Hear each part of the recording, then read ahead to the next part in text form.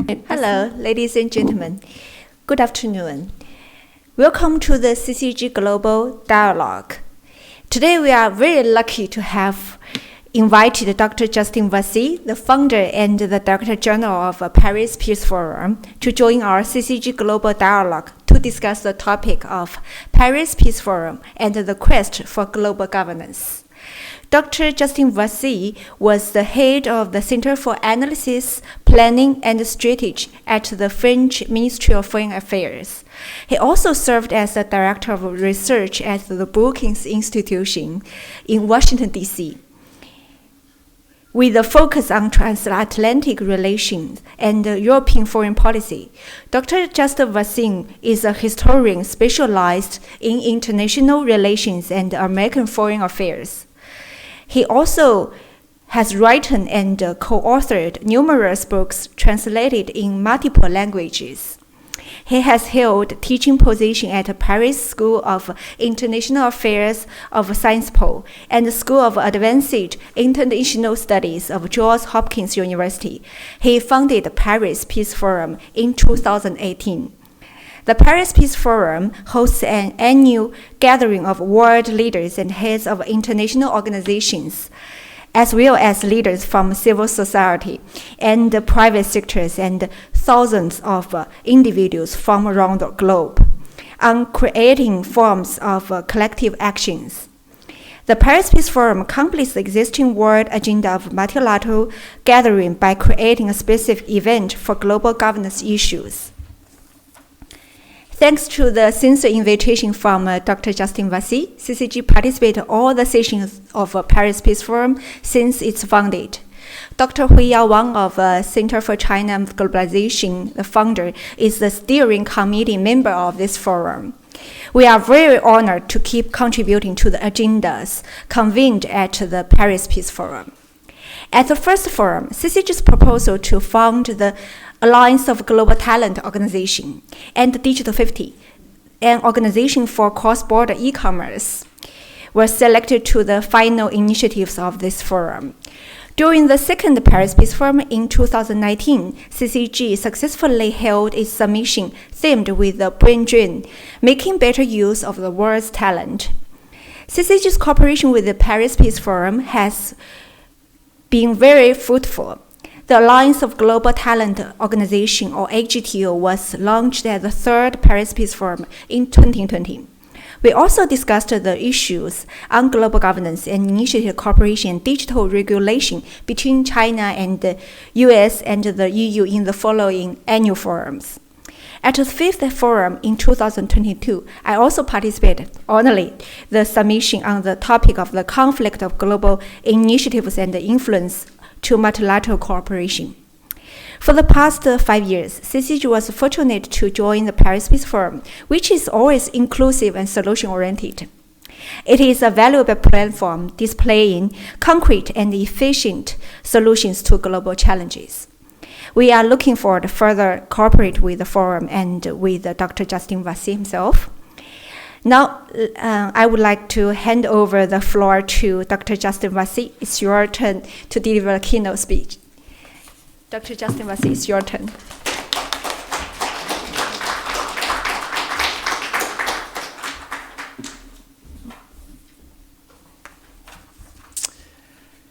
Thank you, Mabel. Thank you, Henry. You have been really at the forefront of exchanges with the rest of the world in the past few years, including during COVID and right after COVID. And that includes cooperation with the Paris Peace Forum from the start in 2018, for which I'm really grateful for. So as you know, I'm not an official, and nothing I say can be attributed to the French government or to the EU Commission. Actually, we have a partnership with the French government and with the EU Commission, among others, but the forum is an independent organization, and half of the governance of the forum, of the governing organizations that make up the forum, come from the Global South. This is why I will say a few words as a European, but also from a global perspective, as a globalist, if you'd like. And from the vantage point of the Paris Peace Forum, which has been building bridges between North and South, but also between East and West since 2018 to try and address some of the world's most difficult challenges in an innovative way. Each year we've been lucky to have a Chinese delegation, not only one from the Center for China and Globalization, but also a governmental one. Each year several ministers from Beijing. In 2019, Vice President Wang gave an opening speech, and in 2020, the year of COVID, when we held the edition online, President Xi Jinping intervened through video. Today, I would like to say a few words on the future of global governance in a polarized world. We know two things about the current age of the international system. One, that great power competition is in full swing, especially the US-China rivalry, making competition an inescapable feature of our world. Second, we know that global challenges like climate change and pandemics and others will grow ever more existential for human beings, making cooperation necessary. In the past, if you want a metaphor, passengers of the ship called Planet Earth could quarrel as much as they wanted, they could fight among themselves, the ship would keep sailing.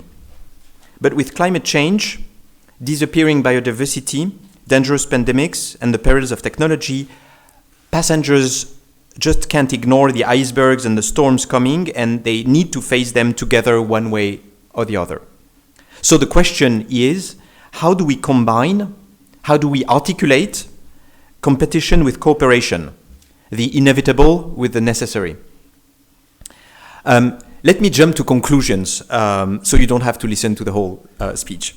I believe the US and China have a responsibility to regulate and moderate their rivalry in the face of global dangers like climate change.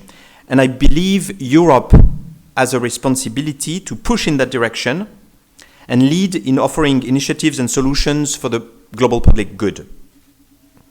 Lastly, I believe that other actors than states can help soothe or smooth the competition and help solve global problems. So I will offer 5 remarks in this to that effect. First remark, the demand for global rules is growing faster than our capacity to produce these rules. And that comes for several reasons. One, because of growing multipolarity. The US, as the dominant power between the 1990s and the 2010s, more or less, used to provide many of the public goods the rest of the world relies on. Let me give you a very, very concrete example, which is one of the areas in which the Paris Peace Forum is active, which is space and the sustainability of orbits.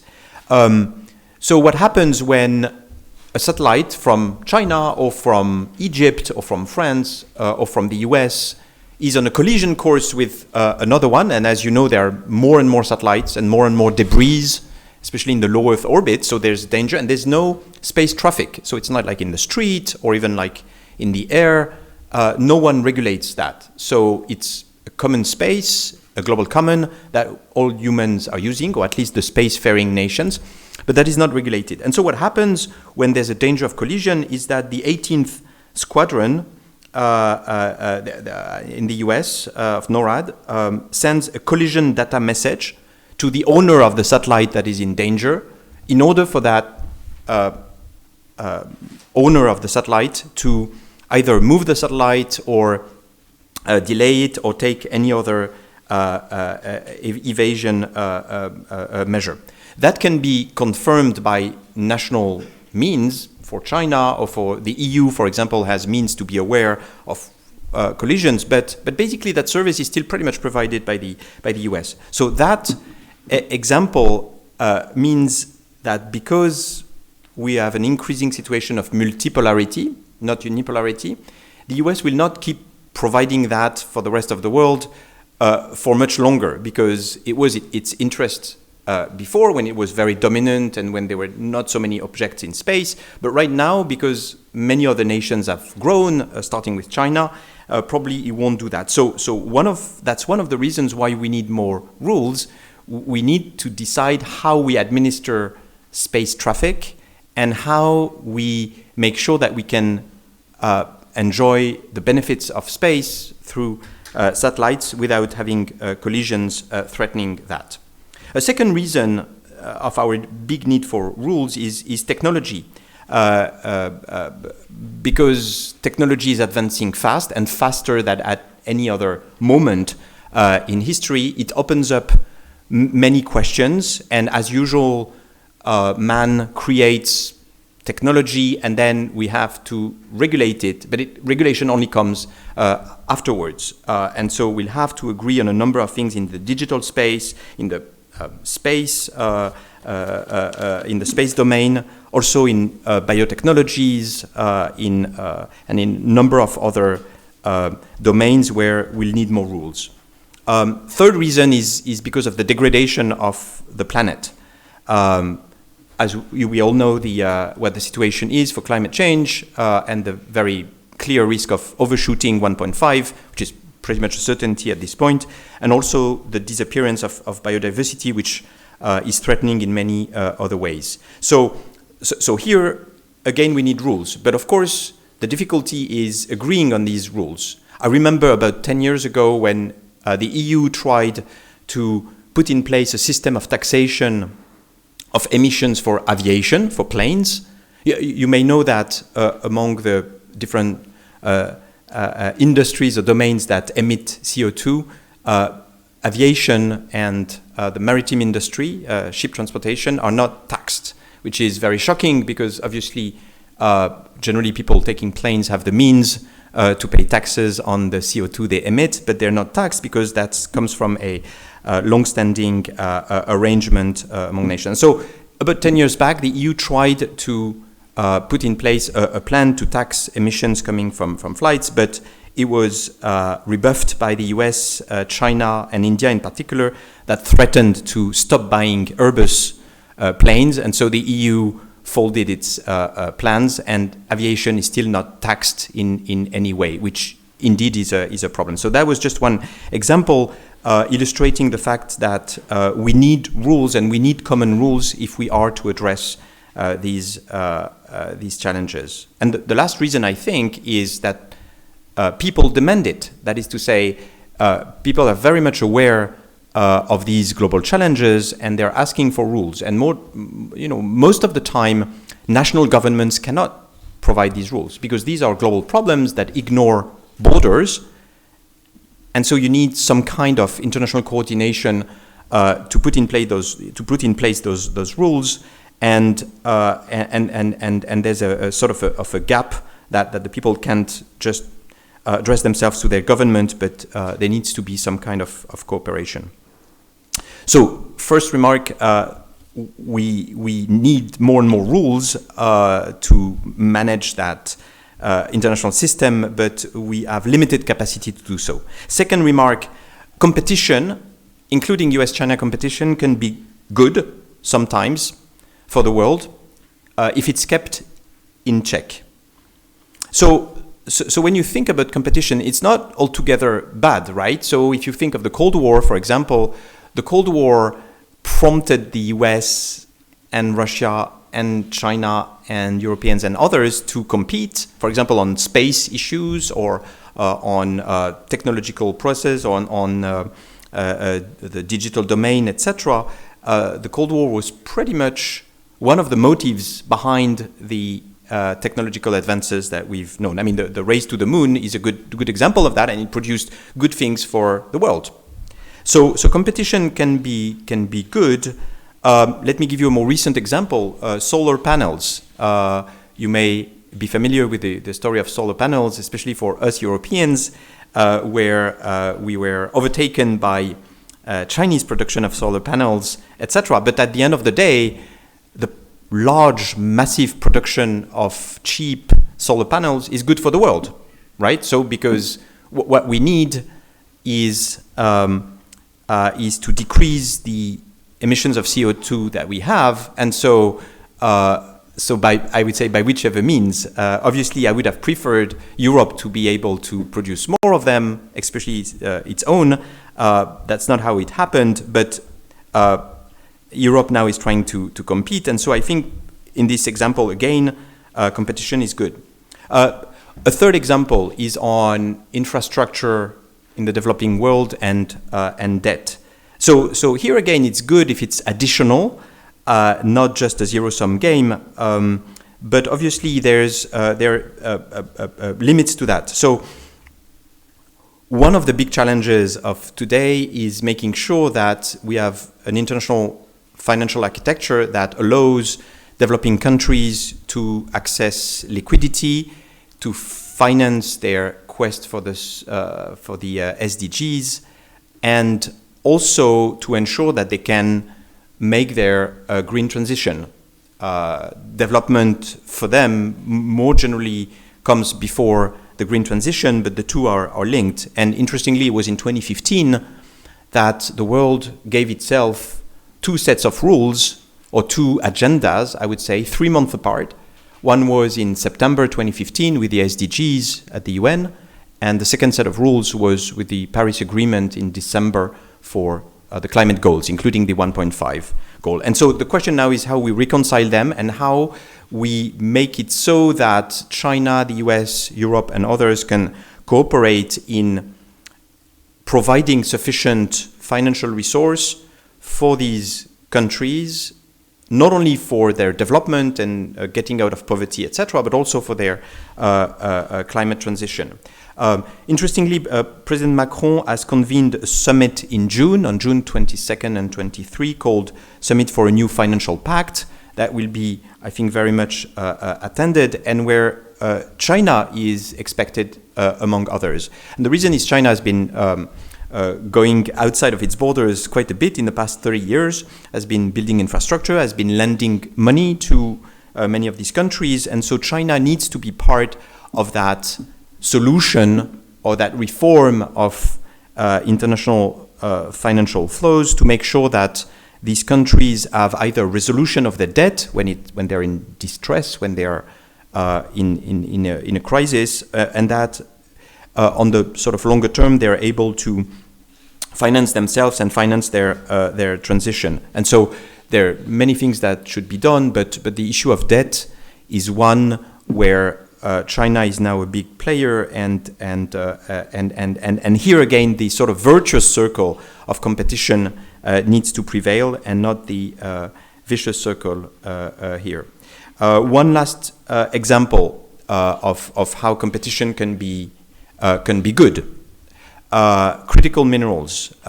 We all know that in order to succeed in the green transition, but also the digital transition, we will need massively more critical minerals, lithium, cobalt, coltan, and many others, rare earth, than we produce now. And so obviously we all have, as humans, we all have an interest in making sure that these are produced massively, so we have enough of them, and that they are produced in acceptable conditions that don't replace one environmental problem with another one, and also in terms of norms, in terms of social norms, etc., that they are mined and that they are harvested, if you'd like, in good conditions. And so here again, competition can be good, and China has acquired a sort of a dominant position in this domain, and it's been stimulating others to do the same thing. But of course, here again, the question is one of virtuous circle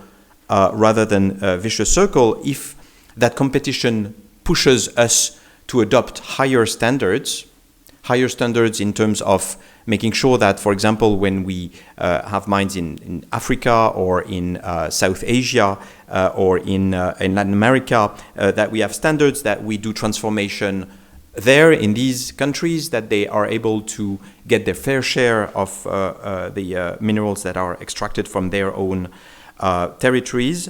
That would be good. Of course, the vicious circle version of that would not be desirable. The one where the US, China, Europe, and others compete in a race to the bottom with corruption and lower environmental and social standards. And so the Paris Peace Forum, and I will mention that briefly in the conclusion, is starting an initiative to try and have common standards among great powers, including China, on this issue. Third remark, more often, unfortunately, competition is harmful and dangerous, and that's why it needs to be moderated, it needs to be regulated, especially the US-China rivalry. Even though COVID threw into relief the mutual vulnerability of all nations, even rival nations, and the need for positive sum cooperation, great power politics very often prevail and are taking on a very zero-sum logic. And the risk is that all issues would become zero-sum, and that we would only have issues where we compete, including the issues where we have a common interest in cooperating. So basically, either you tame the competition, you reduce it, you try to keep it in checks, you try to regulate the competition, or you decide to compete widely and you compartmentalize. So you say, we'll be rivals in the geopolitical sphere, but we will cooperate on climate, etc. But of course, the danger of that is that compartmentalization is difficult and sometimes it's not working. So, for example, a month ago, John Kerry, the US climate envoy, was telling journalists that his discussions with his Chinese counterpart had stalled, had almost stopped, because of the larger tensions between the US and China, because of the balloon, because of all the different irritants that came between the US and China, and that the joint efforts that he was making with his Chinese counterpart had diminished, had decreased. So I'm not sure that we really have the option to say that we can compete freely, but then we'll compartmentalize and we'll keep cooperating on other issues. I'm worried that the field of cooperation will be contaminated by this competition. It's even worse because subjects of cooperation can sometimes be taken hostage. We all know the recent tendencies that interdependencies among great powers are weaponized, either through trade sanctions or through the use of migration flows or through the digital domain. So even where it's conceivable that we could cooperate, sometimes it's used as a tool of competition. So sort of buttressing my theory that compartmentalization probably will be very difficult, and so the only solution, in a sense, is really to try and reduce competition. Graham Allison, in that dinner, I'm taking inspiration for these remarks from the dinner that CCG organized at the Munich Security Conference a month and a half ago, where Mabel and Henry were present and kindly invited me, and we had this discussion on climate. And Graham Allison was making the point that it's even conceivable that this could extend to a sort of mad theory, the theory during the Cold War, the mutual assured destruction theory in the nuclear domain. One of the parties taking a global issue hostage in order to compete. And even if we leave the global problems like climate change aside, even extreme tension between the US and China in particular, whether it remains conventional and geopolitical or it becomes nuclear, is just bad news for the rest of the world because polarization will increase. It will have an impact on trade, on the rest of political relations, etc. So I don't think there are other ways than to manage that competition in order to leave some space for cooperation. So fourth point, the situation calls for more leadership on both sides, US, China, but also on Europe's side, to propose a third way and not let that sort of face-to-face situation prevail and have some kind of a triangular relationship. Paradoxically, I think it will be more stable if it's triangular rather than just face-to-face. And it's interesting to notice that during the Cold War, even at the time of great tension between the US and the USSR, the superpowers managed to cooperate. It's true that it was more in the 60s and 70s than at the beginning of the Cold War, but they managed to cooperate and even sign binding treaties, UN binding treaties, whether on Antarctic or space or arms control, obviously, or cooperate in smallpox eradication, which was one of the big victories in global health during the Cold War, etc. And it's striking that it seems more difficult now to get anything through the UN than it was during the Cold War, or at least during the second part of the Cold War. So not everything is going the wrong direction. So a couple of months ago, at the end of 2022, we had the Kunming-Montreal Global Biodiversity Agreement, and I think that was really important. And China played a positive role in that, and so I think that's something to be appreciated. And the second thing was even more recently, last month, the agreement on the Treaty for the High Seas. So we don't have the treaty yet, but there was a decisive agreement leading later this year to a treaty. It's called BBNJ, and it's basically about protecting the high seas, everything that is beyond national jurisdiction. And it's really important because protecting biodiversity in this huge swath of planet Earth is really important. So you see, there are some good signs, and I think we can cooperate in the multilateral domain. But if we take a step back and look more generally, things are not great for the rest. So all of this calls for diplomacy, obviously, between the US and China, but also with others. And I think the EU has a lot to offer in that.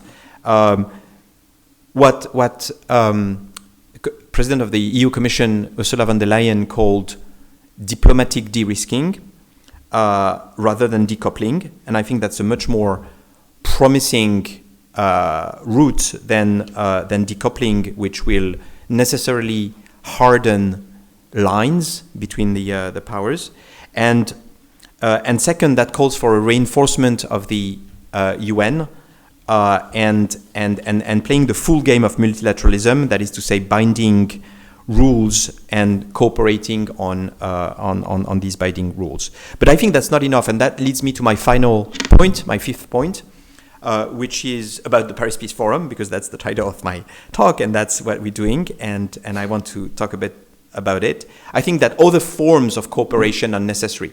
That is to say, yes, the US and China should learn more to mix cooperation and competition, the inescapable with the indispensable. But and I think that Europe can help in this regard. But I also think that civil society and other actors in the international community can help as well. In many domains, anyway, intergovernmental cooperation is largely blocked, or it's not sufficient to address global challenges. And in any case, if you think of it, the world is both more polar and less polar. So we've been talking about bipolarity in the Cold War, then unipolarity, then now multipolarity. Okay, but the question is what is a pole, right? And so the pole is a sort of concentration of power in the hands of a government or a number of government.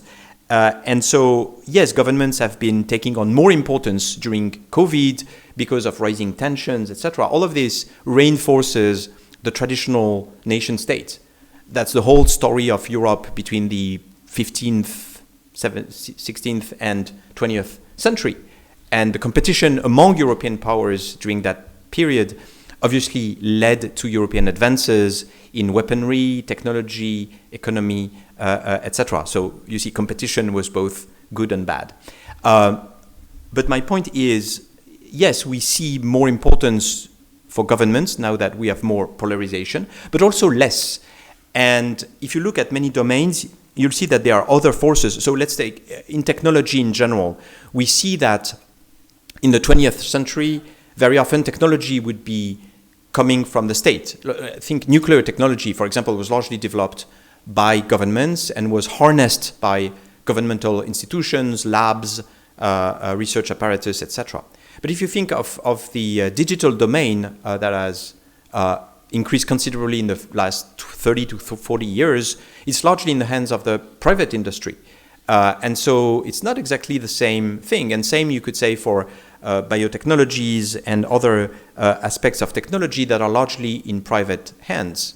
Or if you think of many other domains like global health, for example, you see many other actors than governments, philanthropic foundations, for example, NGOs and others. And so there is an array of issues where not only it's more effective, but there are no other way than making progress in a different setting, associating other actors than just governments. And that's what the Paris Peace Forum has been doing for a number of years. So we do have government representatives, but with those we associate forces from the private sector, forces from civil society, expert think tanks and others, and we build these coalitions around issues that either are currently blocked at the UN, so we try to help that process, but try to make progress in norms and political mobilization, or mobilize forces for that. So I mentioned space, so we launched this initiative called Net Zero Space with a number of companies from around the world, but also space agencies from north and south, including Chinese companies in that consortium, in that coalition of action, trying to stabilize and then diminish the amount of debris in the low Earth orbit. So we make orbit sustainable, and then we can enjoy space for decades and centuries to come. So we don't spoil it like we spoiled many parts of the Earth. So that's the Net Zero Space Initiative. I should also mention good cooperation with China in what we launched a year ago, which is called the Climate Overshoot Commission, which is headed by Pascal Lamy, the former president of the Paris Peace Forum, which will give its conclusions this year, a bit later this year. So the Climate Overshoot Commission looks at what do we do when we go beyond 1.5 degrees. And unfortunately, as I mentioned, it's most likely that we will go beyond 1.5 degrees. So reduction of emissions, mitigation is key, it's central and should remain central. But we have to think a bit further and think about what we do more in terms of adaptation, because we'll suffer through the consequences of climate change. Even if we are very good on mitigation, since it's cumulative, there will be more global warming, so there will be more bad consequences for humans. And also, how do we do with these technologies that could provide part of the solution? How do we put in place some governance? Here again, global governance of this system, and I'm thinking of carbon capture and solar geoengineering.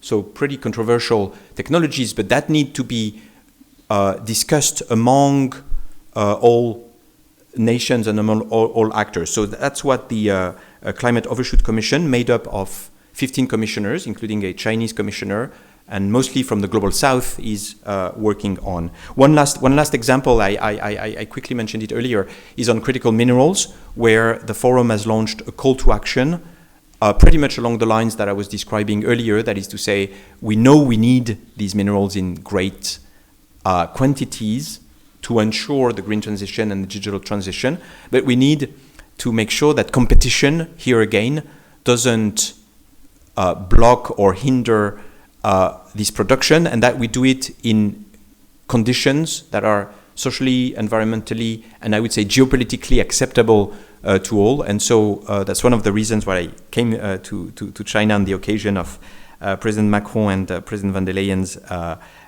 visit to make sure that we can have Chinese participation in this initiative in particular, given China's role there.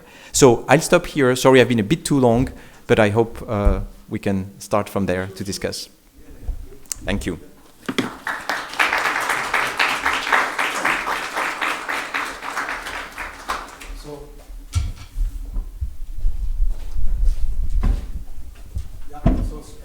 Thank you, Justin, for your excellent speech. Actually, we are very much impressed. You gave 5 points. You gave all the highlights of your findings and your thought, and you really contribute to the. I think they enriched this French president and the EU president visit to China. So you actually, one day before that, give such excellent remarks here.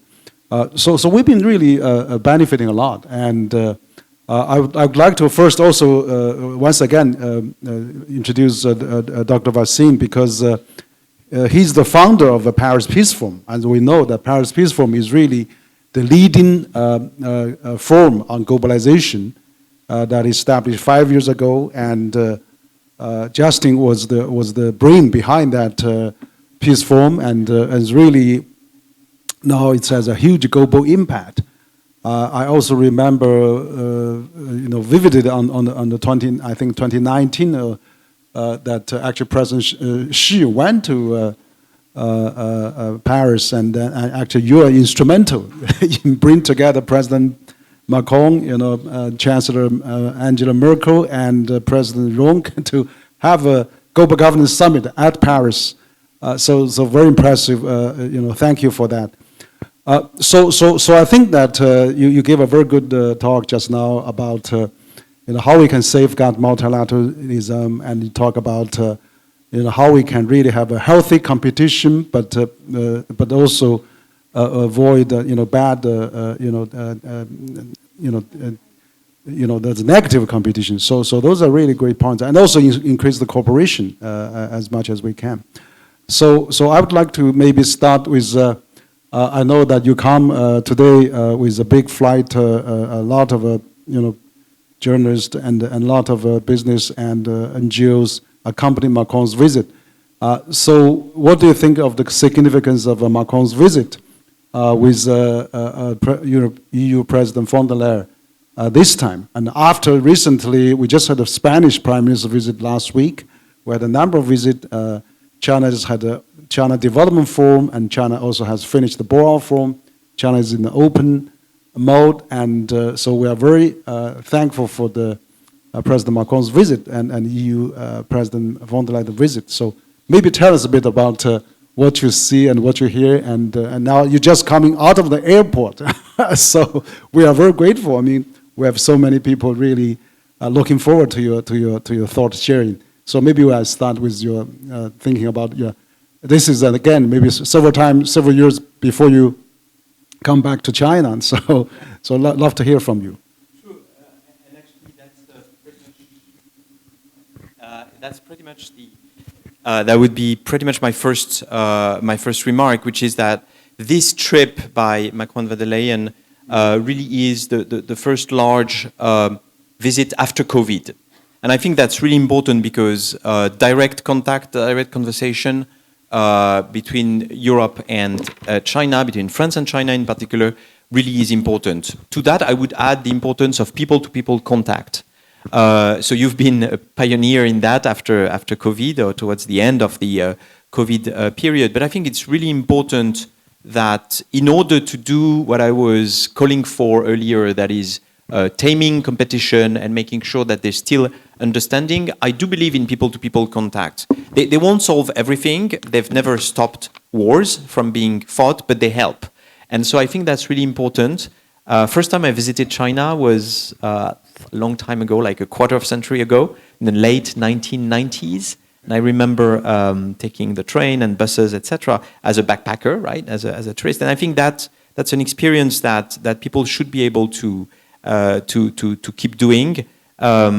One of the problems now that I just realized, and maybe CCG can do something about it, is it's very difficult to pay now in China when you're a foreigner. You used to just use cash or credit cards, but of course now pretty much all payment forms are through your smartphone and Alipay, etc. And one of my worries is that it would restrict the sort of free circulation of foreigners or young students visiting China, like myself 25 years ago. So that's a point of attention. I really think it's important. So my second point is really people-to-people contact. And then I think thirdly that it's really important to have that sort of triangular discussion. I really believe the face-to-face with the US is not sound, is not good.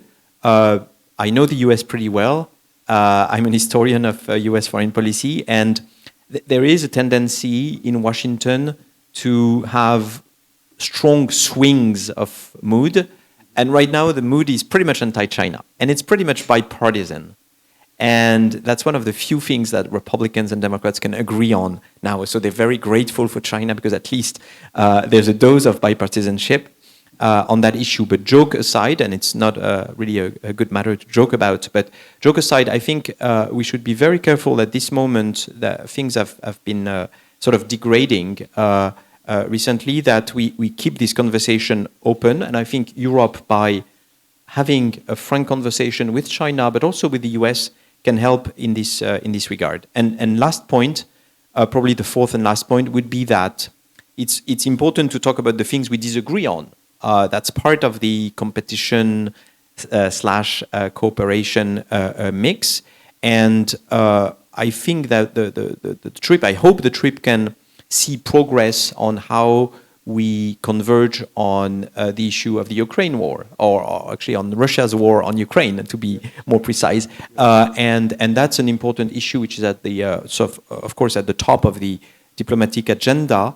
And I think there needs to be convergence, and there are many reasons to think that we can reach a higher level of convergence. Yeah, great. Thank you, Justin. That you mentioned this. Cashless society, China so quickly became. We just had the president of UK National Committee on UK and China relation came. He complained the same today.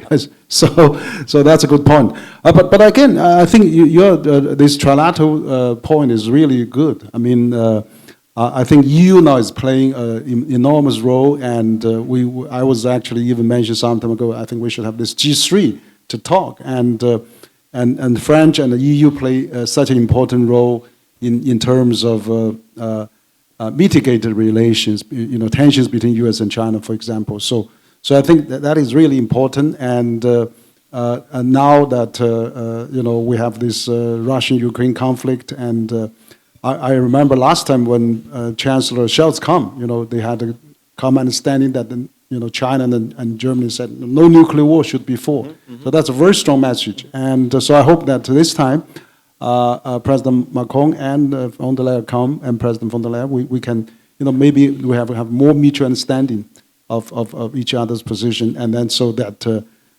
we can have a better dialogue to promote the peace, because China has proposed a peace plan, a peace proposal, so that we can further improve that with our European leaders.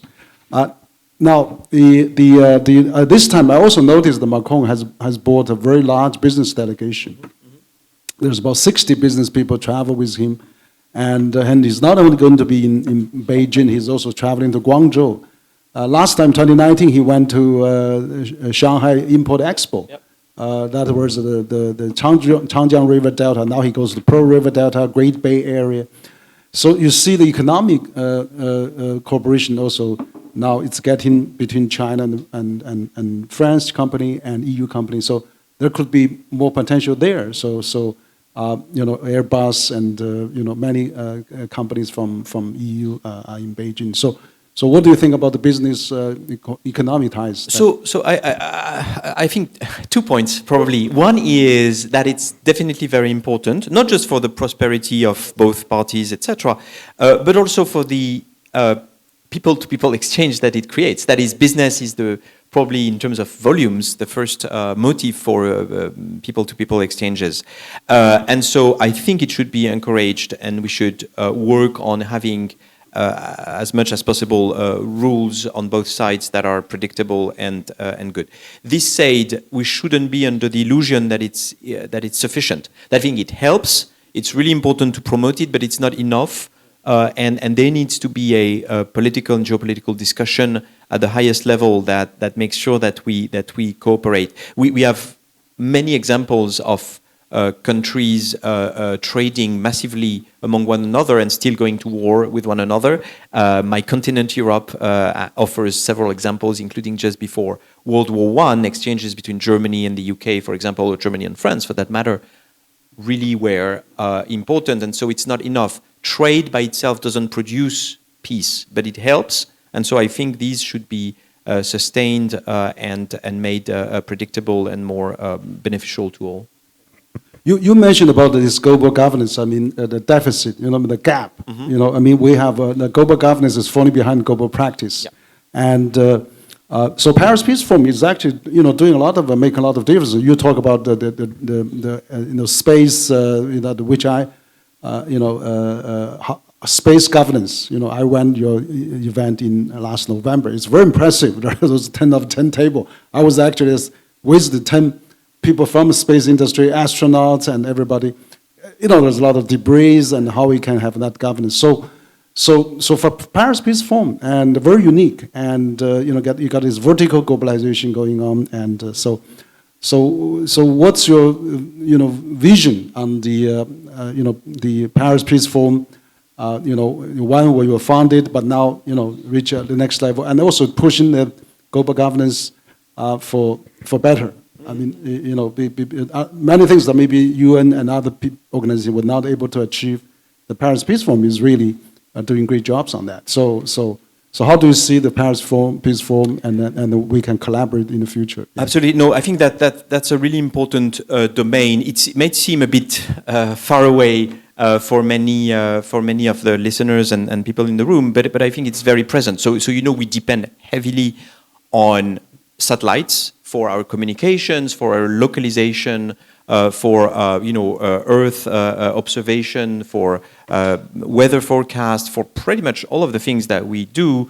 We heavily depend on space, and so we need to make sure that we have rules in place that will ensure that we can enjoy it in the future, especially because countries from the global south are also demanding that we don't pollute or spoil the place before they are able to enjoy these benefits. There are only about 8 to 12 real spacefaring nations, no more, and so some of them are doing pretty well. I mean, the UAE, for example, the United Arab Emirates, have been doing many processes in space, so it's democratizing, if you'd like.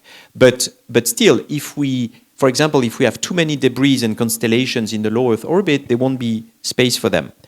That's one thing, and that's why we push this initiative at the Paris Peace Forum. But more generally, I think we should think beyond this, and especially because now the moon is back in fashion, and we'll have US astronauts and then probably Chinese astronauts going there. We should start thinking about the rules that we give ourselves in balancing competition with cooperation, here again, to make sure that we are able to cooperate, in 2 words, to operate not necessarily jointly, but at least in good understanding on the moon in terms of places where bases will be put that will agree on a number of norms. So, for example, one of the funny questions is, what time is it on the moon, right? So will we have American time? No, but it's a serious question, because then you'll need to make sure that you can coordinate with other nations that will want to have in 2030, 2035, 2040,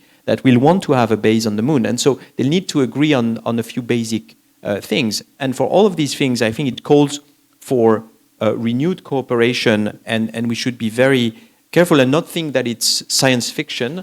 I'm a big fan of Liu Cixin and the three bodies problem, and I don't know if I pronounce that correctly. In French we say Liu Cixin, but I know you don't pronounce it this way.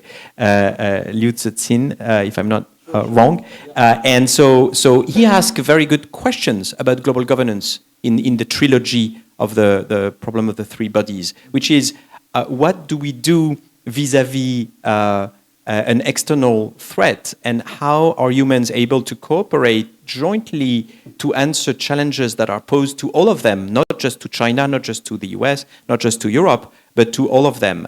In this case, as you know, for those who have read the book, the risk of an invasion 200 years from now, because it takes time to go from the place where these extraterrestrial people are to the Earth? And I think these are very good questions, and they're very concrete in terms of how we'll be using celestial bodies in the coming years. So that calls for more cooperation, and I'm glad that Paris Peace Forum will be doing more on that. Great, good question. What time now on the moon? But so I'll finish the last question, open to our scholars and audience. I know that you mentioned actually, this biodiversity forum, which Kunming and Montreal just achieved a lot of good things. Actually, it shows can work together. But of course, France is always a country that leading the climate change. We remember we concluded the Paris Accord in Paris. So for the Paris Peace Forum, on that climate change front, on that, this, which is, I think, the biggest consensus that people felt there's urgency to tackle. Of course, also infrastructure, that we talk about that in your speech, and of course, Global South. So are those things also will be still the focus of Paris Peace Forum? Absolutely. We'll keep focusing on climate, on biodiversity, especially the oceans, because the BBNJ treaty, which, as I mentioned, we hope will be concluded soon, the one on the high seas, is really important, but there are many other things. The poles are really important, the North Pole and Antarctica, the Arctic and the Antarctic are really important as well, to make sure that we are able to preserve those in the face of both of the problem of biodiversity and climate, and the two are largely interrelated. So we'll also try to push in there, but also more, I would say, human or social problems like migration, health, global health. We know that what we had with COVID could come back and could be worse than what we have undergone, and I'm not sure we are much better prepared than we were in early 2020. So we need to be better on that. There's a treaty in preparation. It will provide, hopefully, part of the answer, but probably we'll need to do more and have more sort of standing emergency reaction forces or means at our disposal to fight pandemics or epidemics before they become pandemics. And that also calls for international cooperation, because no one has the legitimacy or the means by itself to solve that question. And so Paris Peace Forum will be working on that. Genomics is also, I think, a really important issue. It's here in China that a couple of years ago, we had the first CRISPR babies that were with genetic genome modification, and that's something huge. I mean, we have to realize that we now have the means to control the evolution of our own species, right? So this also, so it's not exactly the same thing as managing the oceans or climate, etc. It's slightly different. It's really about technology and what rules we give ourselves. But that also is a question of importance that cannot be dealt with by the US or by China or by Europeans. We need to have at least a discussion around this, and hopefully after that, common rules and a common understanding of the challenges. So that Paris Peace Forum will also start thinking about this issue. That's great. That's really fascinating. Paris under your leadership has undertaken so many initiatives that is really so relevant and so important to the well-being of the world and our society. So now I'll open to the floor, and we will have some Q&A, and or maybe Andy. Okay. Yes. Okay. Sorry. Oh, well, thank you very much for very insightful and illuminating comments. So my name's Andy Mock, and I'm a senior research fellow here at the Center for China and Globalization, also a SAIS alum, class of 2000. And I focus on technology and its impact on global great power relations. And one thing I was curious about, you mentioned a number of very important technology issues, space, genetic engineering. I wonder, what are your thoughts around artificial intelligence? Because for example, Henry Kissinger worries about the literal weaponization of AI, but there's a number of other issues around how should intellectual property rights be considered in an age of generative AI, these sorts of issues. And Europe, of course, has played a leadership role in digital privacy and these areas. So I wonder, what are your thoughts around artificial intelligence? Thank you, Andy. I must say I was a bit taken aback by ChatGPT and the sort of innovations that we saw. I didn't expect them to be of this magnitude. That is, suddenly you sort of open a door and you thought it was just a room, and it's actually a whole building or a whole landscape that is changing. And I've tried both 3.5 and 4 versions of ChatGPT, and we're only starting to understand. The book that Henry Kissinger wrote with Eric Schmidt, I think, was sort of warning us about that, and I'm really worried, because honestly I think that human societies I'm sort of an old materialist, I guess, or even Marxist, in the sense that I believe that the concrete conditions and the material conditions in which men operate, whether they have the printing press or not, whether they have the internet or not, has a major effect on the socio-economic and then on political structures. And I think that many of the disorders we've seen in the past 10 to 15 years are indeed linked to the fourth industrial revolution, and in particular social networks and more generally the tech revolution. And it's only starting.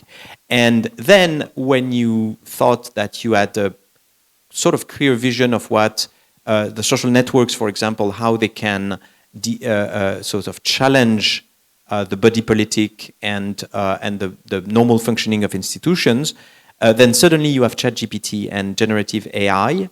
And I think that it's, once again, another order of magnitude because of the ability to massively produce relevant content, but which cannot be checked by any human mind. That is to say that vastly grows or is much stronger than what we can do. So I'm worried on a number of counts because of that, and we'll certainly be working in this dimension as well. You know, we've seen quite a few, including at the Paris Peace Forum, where we have this call for projects during the spring. It's actually open right now, and we have one of the 10 themes is on AI from late March to late May. So people can apply. We generally have around 400 to 600 applications from around the world, and then they can come present their project during the forum in November. And so we've had a number of projects on AI, and all of them have a common point. Well, actually, they are in two categories. One category is the ones that use AI, leverage AI for climate, for SDGs, for better governance, etc., etc. And the other half is how do we limit, regulate, or give a framework to AI? How do we do codes of conduct? How do we do regulation? How we do good practices, whether it's the UNESCO or OECD or Singapore, which has been quite at the forefront of that. And so we'll keep focusing on what rules we can give ourselves. You saw the recent appeal by Elon Musk and others to hit the pause button on that. I just don't think it's possible at all. But what we need to do is perhaps go faster in adapting our rules and educating people, and then adopting rules in common to at least avoid the worst aspect of that. But bottom line, I'm very concerned. Very worried. Okay, Zoom, a scholar from Tsinghua University. Yes. Okay, thank you. First of all, welcome to Beijing. And I think we are all very, people based in China, it's great to see scholars, professionals from worldwide coming back, and those face-to-face interactions are very important. I'll first make a quick comment on the online payment system you mentioned. Yeah. I recently discovered that you can have a relative card from someone who has a WeChat Pay. So this is very valuable information. I wish I knew it last week as well. Maybe you can ask someone who's using WeChat Pay to basically install a relative card for you. So my question is going to be about the Global South. You mentioned the importance and how the Paris Peace Forum also 50% or so of the experts are from the Global South. And there's a lot of discussion now in the Global South about, you know, a rules versus a law-based order. There is increasing number of countries speaking up about the injustice of the Bretton Woods institutions or the implications for their economies of that, and an increasing number of countries that are also talking about, you know, how some of the cooperation, Belt and Road related with China, is actually quite helpful, and that they don't share the same suspicions about China that some countries in the western part of the world do. So my question for you is, you know, of course, there are broader issues when it comes to SDGs, climate, not only adaptation, but also injustice, and a need to enhance the perspective of the Global South so that it reflects the rules or laws hereon that we will establish as a global community. So what is your view about how can the Global South's voice and perspective be enhanced when it comes to future issues of global governance? And do you think that an enhancement of this voice can actually reduce the misunderstanding among the global powers today? Thank you. That's a very good question. I think the summit I was mentioning, the summit on New Financial Pact on June 22nd and 23 in Paris, will provide part of the answer. I think we have, and I think that's something good that President Macron has done, which was to decide this meeting, to decide to convene this summit. And the reason is 2023 offers a window of opportunity. First, because there are no election in the US. It's an off year, and only 1 out of 2, so especially no presidential election, and relative stability elsewhere. Second, because India holds the G20 and the UAE hold the COP28 presidencies, and they are cooperative. And by the way, India is co-chair of the June summit. And third, because everybody's let's say, dissatisfied, to put it diplomatically, with the way the World Bank has been operating in the recent years. There's an opportunity also because David Malpass resigned, and so we'll have a new World Bank president. And more generally, because many countries are mobilizing, including around the Bridgetown agenda by Prime Minister Mia Mottley of Barbados, around the idea that the current financial architecture is not adapted to what we live, which is the age of climate. So, you know, like take Pakistan, for example, last year in August, a terrible drought, thousands of people dead. Then in August, terrible flooding. Then how can you expect them to service their IMF debt? I mean, it doesn't make sense to keep paying then. So we need mechanisms. So it's both. I mean, it's many things. It's reform of the multilateral development bank, so the Bretton Woods institution. It's about debt, and here, once again, China has a role to play because it's not part of the Club of Paris, which gathers the main lenders. And so even if the Club of Paris erases completely debts, it will only be a very partial answer because private creditors and China are also part of the mix. So reform of Bretton Woods institution, the issue of debt, the issue of special drawing rights, and how do we produce more money and liquidity actually for these countries, and more generally, and that's what the summit will aim at, a new thinking about these things. That is to say, we need to sort of drop the mindset of the 1940s or even the 1980s, 1990s. I mean, the Washington Consensus and all that, and think about what should the World Bank and other institutions do in the age of climate change, where priority must remain development, but we need to keep in mind that we need to make it sustainable. And so to enhance the voice of the Global South, not only they will be present at the summit and they will have a clear voice, and Mia Mottley in particular, but we at the Paris Peace Forum are helping, are contributing to that by, especially by simply and very concretely making sure that all the civil society organizations from the Global South that want to travel to Paris for the summit are not only able to do so, so we have a number of foundations helping us fund their travel, so they will be present, but also that before then they are able to enter in a dialogue with the people creating the summit in order to give their input before decisions are made, and not just on the day of the summit. So thank you for the question, because it allowed me to sort of put the spotlight on the summit that we are contributing to. It's both an intergovernmental and civil society summit, but we are helping because we think it can bring good things, including enhancing the voice of the Global South. Yeah, thank you. I think you really answered very comprehensively. Actually, I remember 2021, you had the Paris Vision for Development Banks. You know, there's a lot of infrastructure issues. So excellent focus. So maybe Josh, another fellow from CCG, you have a question? Yeah. Thank you, Dr. Vaïsse, for your comments, and it's good to see that person-to-person communication is opening up again. I've been in China for 20 years, and your stories about having come to China early in the late 1990s and all of the experiences traveling really resonated with me.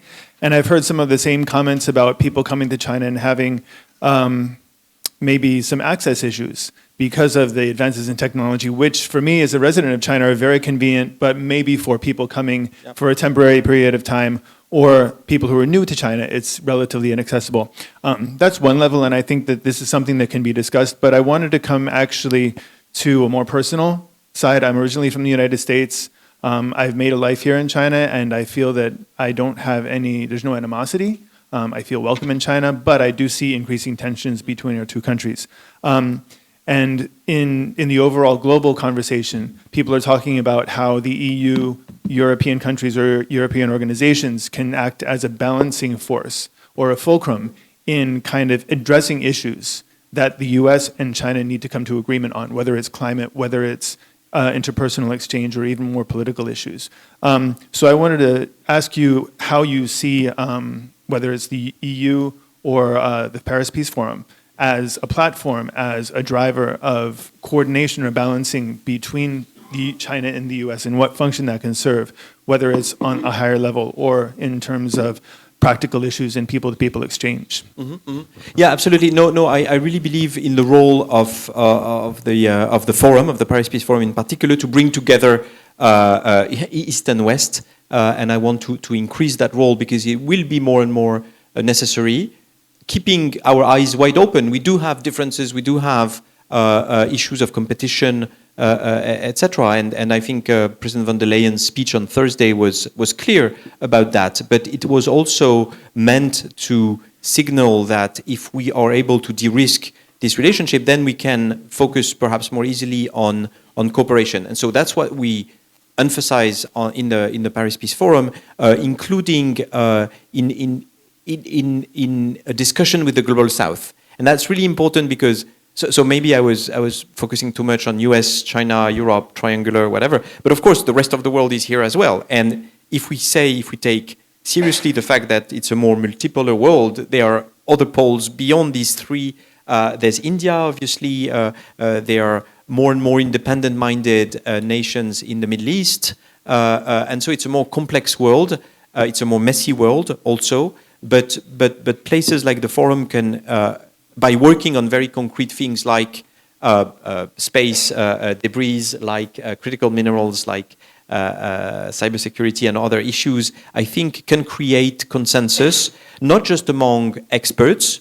That is an important level. But what we try to do at the forum is go one step further, which is to create coalitions with companies, with governments, with civil society organizations, to actually create norms, create political organization, create political momentum, wherever we feel that the UN is not enough or that we want to be helpful to the UN processes. And so, yeah, that's what we'll keep in mind. We are in Europe. It's the Paris Peace Forum. It's global, but of course it's located in Europe, but it's really wide open. And I invite everyone who wants to come. It's still a pretty open dialogue, contrary to other platforms that are or other global events that are more closed to the general public. That we can still cooperate. I'm worried that as success grows, we'll be forced to restrict access more and more. But so far it's open, and also open to new initiatives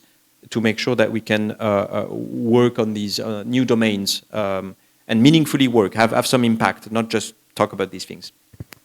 Yeah, thank you, Justin. I think it's fascinating to hear your talk and give all the ideas, suggestions, recommendations, and great insight into the global view. I mean, Dr. Vaïsse is, of course, very knowledgeable. You've been working at Brookings and the French government, and of course, 5 years as the Director General of the Paris Peace Forum. And of course, I think that Paris Peace Forum is getting their name well known now in China, and you just said, you know, every year, every Paris Forum is open for proposals and for people to come.